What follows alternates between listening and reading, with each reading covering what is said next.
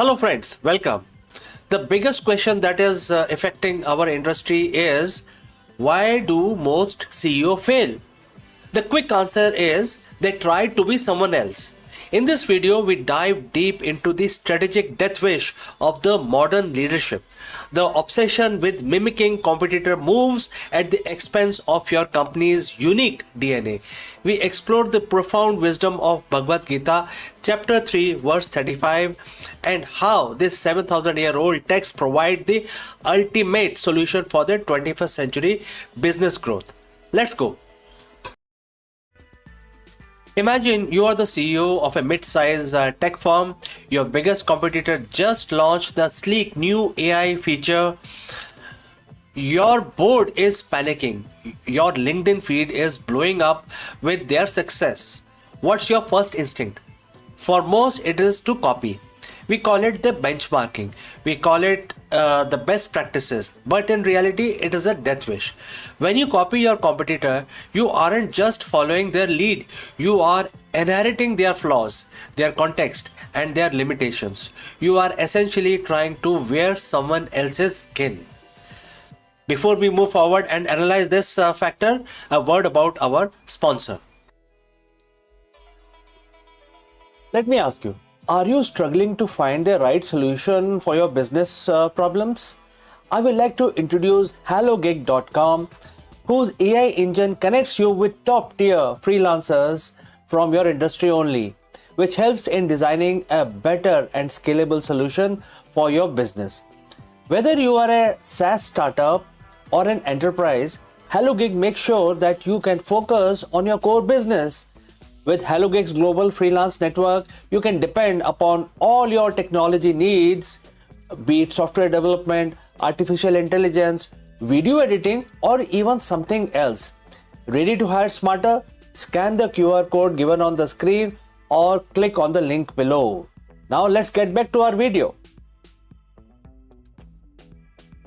Today we are going to look at why this follow the leader strategy is a recipe for corporate extinction.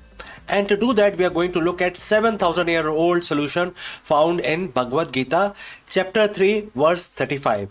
And the verse reads, I'm just reading from the Gita, and the quote starts, it is better to do your own duty, which is in Sanskrit known as Svadharma, imperfectly than to master the duty of another. Better to die while engaged in one's own duties than by engaging in another's path, which is downright dangerous for the soul. In the context of Gita, Bhagavan Krishna is speaking to Arjun, a warrior who wants to quit and become a monk. Krishna's message is blunt. You aren't a monk, you are a warrior.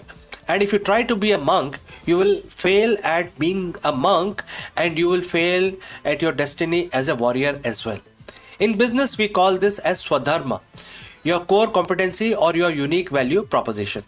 The verse was the following: another's path is downright dangerous. Why?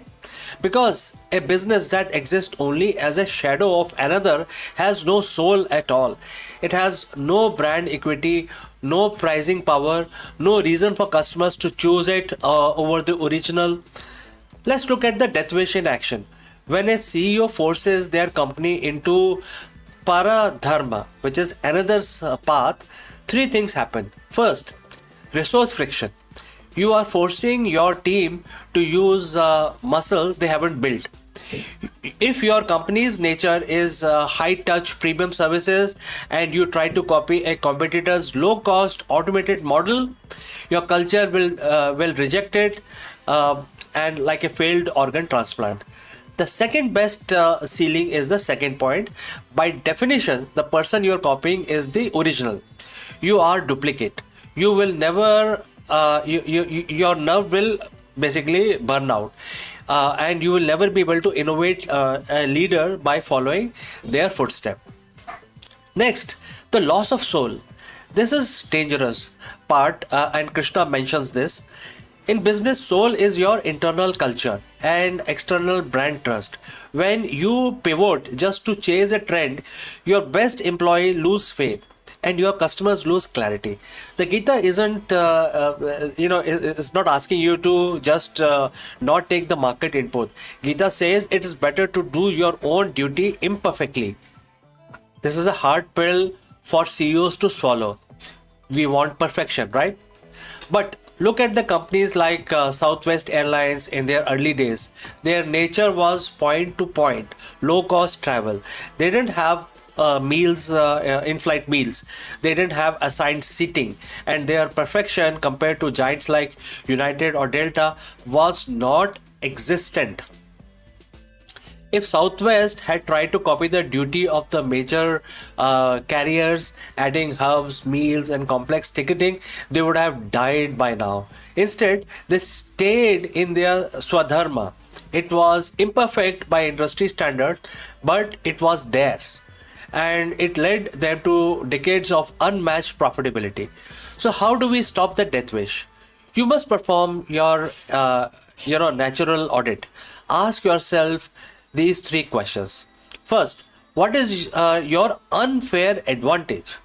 Not what we wish it was, but what it actually is today. Where are you copying from?